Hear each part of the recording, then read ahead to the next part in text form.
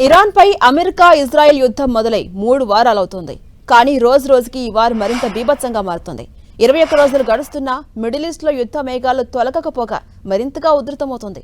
War peaks కు వెళ్లిపోయింది. ప్రతీకార దాడులతో గల్ఫ్ కంట్రీస్ లోని చమురు క్షేత్రాలే లక్ష్యంగా ఇరాన్ భీకర దాడులు చేస్తోంది. ఇరాన్ దాడులతో గల్ఫ్ కంట్రీస్ లోని చమురు, గ్యాస్ క్షేత్రాలు సహా పలు రిఫైనరీలు మంటల్లో చిక్కుకుపోయాయి. ఇజ్రాయెల్పై వరుస భీకర దాడులతో యుద్ధం పతాక స్థాయికి చేరింది. ఇరు దేశాల దాడులతో ప్రపంచ దేశాల్లో కల్లోలం లేపుతోంది. అత్యంత కీలకమైన చమురు కేంద్రాలపై దాడులు జరుగుతుండటంతో బ్యారెల్ ముడి చమురు ధరలు ఏకంగా $118కు చేరుకుంది.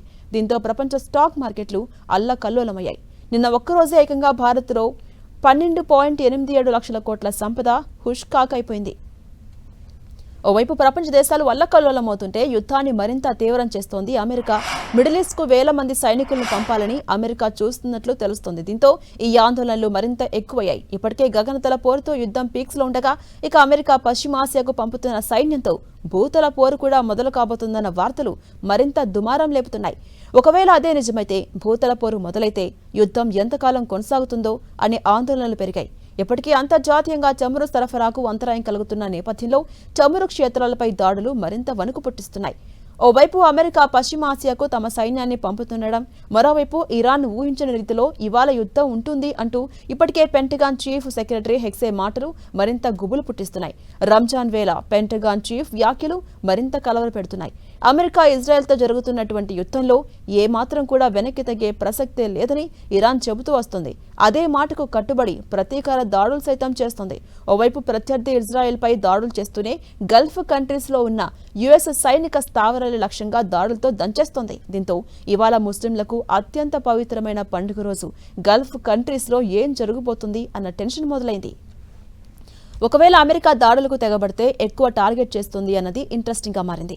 ఇక్కడ వెన్నెముక అయినటువంటి కర్గ్ ద్వీపంపైనే అగ్రరాజ్యం గురిపెడుతుందా, లేక మరేదైనా స్థావరాన్ని ఎంచుకుంటుందా అన్నది చూడాలి. ఇప్పటికే కర్గ్ ద్వీపంపై కన్నేసిన అమెరికా ఓసారి అటాక్ కూడా చేసింది. దీంతో మరోసారి అక్కడే టార్గెట్ చేయడం ద్వారా ఇరాన్ను కోలుకోలేని దెబ్బతీయొచ్చని అమెరికా భావిస్తోంది. అయితే అమెరికాకు చెప్పకుండానే ఇజ్రాయెల్ చేసిన పని ఆ దేశానికి తీవ్ర తలనొప్పిగా మారింది.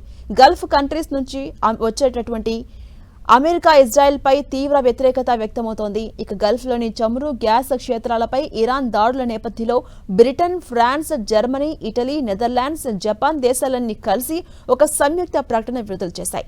హార్ముజ్ లో సురక్షిత రవాణాకు చర్యను తీసుకోవాలని, వాటికి మేము సహకరిస్తాం అని తెలిపాయి. చమురు క్షేత్రాలు, పౌర లక్ష్యాలపై దాడులను వెంటనే ఆపాలని కూడా స్పష్టం చేశాయి.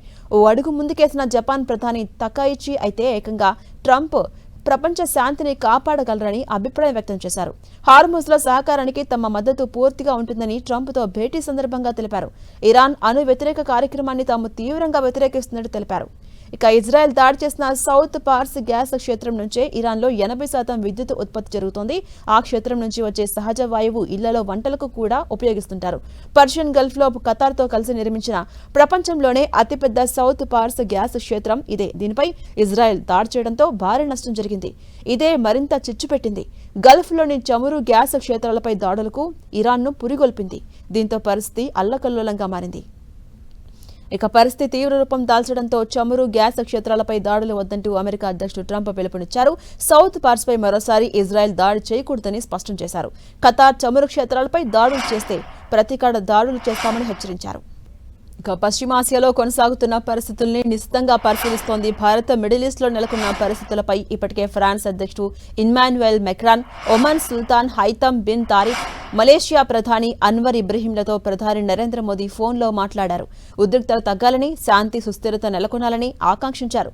హార్ముజ్ జలసంధి ద్వారా నౌకల రవాణా సురక్షితంగా సాగాల్సి ఉందని అభిప్రాయం వ్యక్తం చేశారు.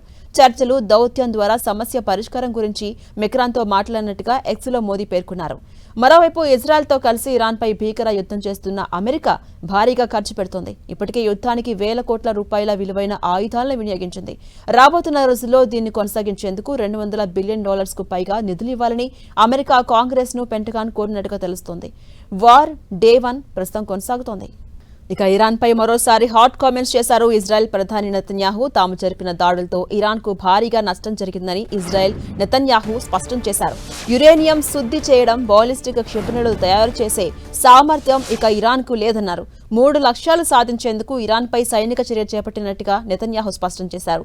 ఇరాన్ నుంచి అణుముప్పును తొలగించడం, దాని సైనిక సామర్థ్యాలను అణగదొక్కడంతో పాటు ఆ దేశ ప్రజలకు స్వేచ్ఛ కల్పించడం తమ ఆపరేషన్ యొక్క ఉద్దేశమన్నారు.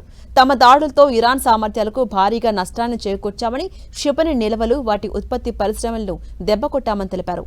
ఇక ఇరాన్లోని సౌత్ బార్స్ గ్యాస్ క్షేత్రంపై ఇజ్రాయెల్ సొంతంగానే దాడి చేస్తుందని నెతన్యాహు స్పష్టం చేశారు.